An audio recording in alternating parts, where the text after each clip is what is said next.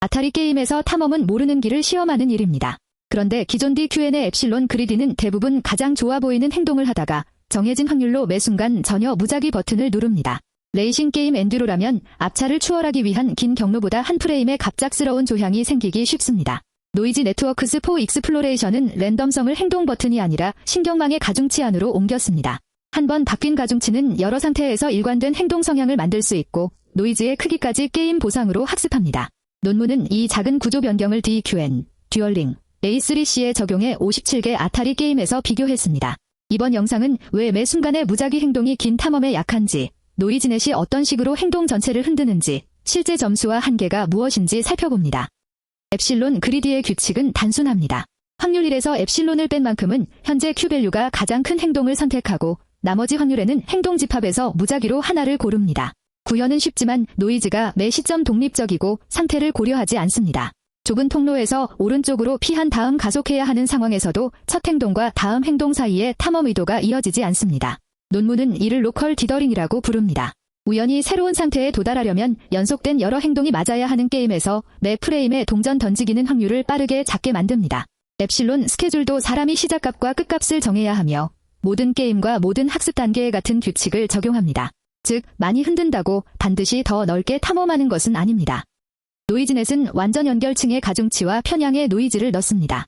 행동 직전에 가중치 샘플 하나를 뽑으면 그 네트워크는 평소와 조금 다른 Q밸류 지형을 만듭니다. 중요한 차이는 같은 가중치 변화가 화면이 바뀌어도 관련된 판단을 계속 밀어준다는 점입니다.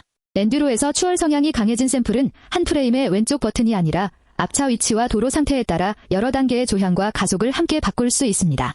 논문은 이런 변화가 복잡하고 스테이트 디펜던트한 탐험 행동을 만들 수 있다고 설명합니다. DQN과 듀얼링에서는 행동마다 노이즈를 다시 뽑지만 행동 자체는 무작위가 아니라 그 순간 샘플된 가치 함수의 최대값을 따릅니다. 따라서 랜덤성은 정책을 구성하는 함수에 들어가고 행동은 그 함수 안에서 일관됩니다. 표준 선형층은 입력의 고정 가중치와 편향을 적용합니다. 노이즈 레이어에서는 실제 가중치가 뮤의 시그마와 엡실론의 곱을 더한 형태가 됩니다. 뮤는 중심이 되는 가중치, 엡실론은 실행할 때 뽑는 평균형의 노이즈, 시그마는 그 노이즈가 얼마나 강하게 작용할지를 정하는 학습 파라미터입니다. 편향도 같은 방식으로 구성됩니다.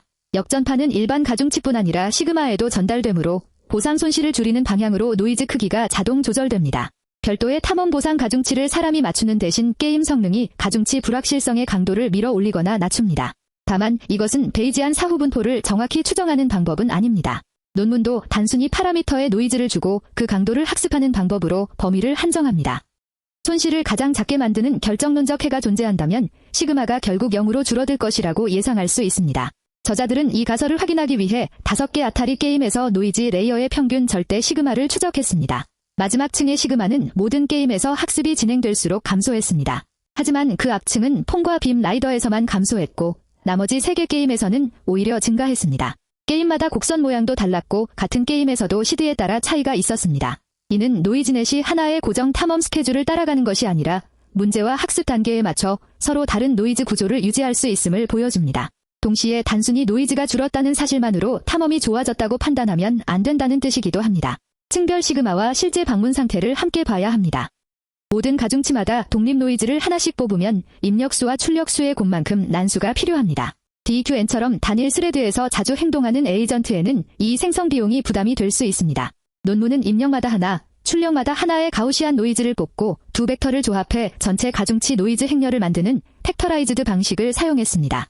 필요한 난수수는 입력과 출력의 합으로 줄어듭니다. DQN과 듀얼링에는 팩터라이즈드 가우시안을, 여러 작업자가 병렬로 움직이는 A3C에는 인디펜던트 가우시안을 사용했습니다.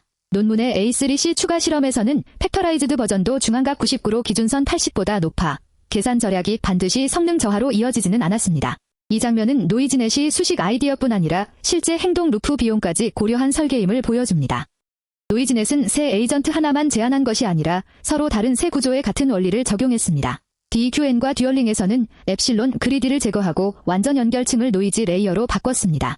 학습 미니 배치 동안은 같은 노이즈 샘플을 유지하고 행동을 고르기 전에는 다시 샘플합니다. A3C에서는 결정론적 정책으로 너무 빨리 굳는 것을 막던 엔트로피 보너스를 제거하고 정책 네트워크의 완전 연결층에 노이즈를 넣었습니다. A3C의 롤아웃 안에서는 같은 노이즈를 유지해 행동 시퀀스가 하나의 성향을 갖게 했습니다. 세 방법 모두 기준선과 같은 원래 네트워크 구조와 하이퍼 파라미터를 사용했습니다. 따라서 비교 질문은 더 큰 모델이 이겼는지가 아니라 기존 휴리스틱을 학습 가능한 파라미터 노이즈로 바꾸면 탐험과 최적화가 어떻게 달라지는가입니다.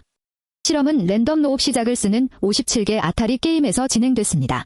DQN과 듀얼링 계열은 2억 프레임, A3C 계열은 3억 2천만 프레임을 학습했습니다. 학습 중 매 100만 프레임마다 최신 에이전트를 멈추고 50만 프레임 동안 평가했으며 한 에피소드는 최대 10만 8천 프레임 또는 시뮬레이션 30분에서 잘랐습니다. 원점수는 세계 시드 평균으로 계산했습니다. 전체 성능은 무작위 에이전트를 0, 인간 점수를 100으로 두는 휴먼 노멀라이즈드 점수의 평균과 중앙값으로 요약했습니다. 평균은 일부 게임에 매우 큰 점수에 흔들릴 수 있으므로 중앙값도 함께 봐야 합니다. 또한 테이블 3의 게임별 원점수는 학습 중 최고 성능을 기준으로 보고되므로 마지막 체크포인트 점수와 혼동하지 않아야 합니다. 테이블 1의 휴먼 노멀라이즈드 결과를 보겠습니다. DQN의 평균은 319에서 379, 중앙값은 83에서 123으로 올랐습니다. 논문이 표시한 중앙값 상대 개선은 48%입니다. 듀얼링은 평균 524에서 633, 중앙값 132에서 172로 올라 30% 개선을 기록했습니다. A3C는 평균 293에서 347, 중앙값 80에서 94로 올라 18% 개선됐습니다. 중앙값이 세 구조에서 모두 상승했다는 점은 몇 개 게임의 초고 득점만으로 설명하기 어렵습니다. 특히 여러 DQN 개선을 이미 포함한 듀얼링에서도 상승해 노이즈넷이 다른 구조적 개선과 함께 쓸 수 있음을 보여줍니다. 다만 이 수치는 57개 게임의 정규화 요약이며 모든 게임이 좋아졌다는 뜻은 아닙니다.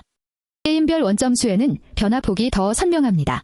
DQN 기준 아스테릭스는 6253에서 노이즈넷 DQN만 4328로 올랐고 엔듀로는 835에서 1240, 로드러너는 37910에서 45993으로 상승했습니다. 듀얼링 기준 에스터로이즈는 2220에서 86700으로 뛰었지만 표준 편차도 80, 459로 매우 커 시드 불안정성을 함께 봐야 합니다. 노이즈넷 듀얼링의 로드러너는 234,350이었지만 역시 표준 편차가 132, 671이었습니다. 저자들은 빔 라이더, 에스터로이즈, 프리웨이에서 기준선이 인간보다 낮았던 조합이 노이즈넷으로 인간 수준을 넘었다고 정리했습니다. 큰 최고점은 흥미롭지만 재현성과 평균 행동 변화를 확인하지 않으면 탐험 방식의 안정적 개선으로 단정할 수 없습니다. 노이즈넷은 만능 탐험 해결책이 아닙니다. DQN 비교에서 센티피드는 6440에서 4269, 히어로는 15176에서 6246, 시퀘스트는 4163에서 2282로 낮아졌습니다. 피폴은 기준선과 노이즈넷이 모두 0점이었습니다. 몬테주마스 리벤지의 노이즈넷 DQN도 평균 3점에 그쳤습니다. 논문은 손실 함수 자체가 바뀌기 때문에 성능 향상이 탐험에서 왔는지 최적화 효과에서 왔는지를 완전히 분리하려면 추가 분석이 필요하다고 명시합니다. 또한 가중치 파라미터 수는 선형층에서 늘고 노이즈 초기값 0.5 같은 설정도 존재합니다. 따라서 점수 상승만 보고 더 넓은 상태를 방문했다고 주장하거나 희소 보상 문제가 해결됐다고 확장하면 논문의 증거 범위를 넘습니다. 새 게임에 노이즈넷을 적용한다면 같은 네트워크, 데이터, 시드와 학습량으로 엡실론 그리디 기준선을 둡니다. 체크포인트마다 에피소드 점수뿐 아니라 고유 상태 방문 수, 처음 보상까지 걸린 시간, 행동 시퀀스의 지속 길이, 동일 상태에서 시드별 행동 다양성, 층별 평균 시그마를 기록합니다. 엔듀로 같은 레이싱이라면 추월 시도 횟수, 앞차 뒤에서 머문 시간, 연속 조향 패턴, 충돌 위치를 비교할 수 있습니다. 점수는 올랐지만 방문 상태가 그대로라면 최적화 효과일 수 있고 상태 커버리지는 늘었지만 점수가 떨어지면 탐험이 과도할 수 있습니다.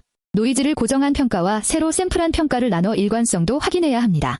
이렇게 노이즈 파라미터, 행동 변화, 상태 커버리지, 최종 점수의 경로를 연결해야 무엇이 왜 좋아졌는지 설명할 수 있습니다.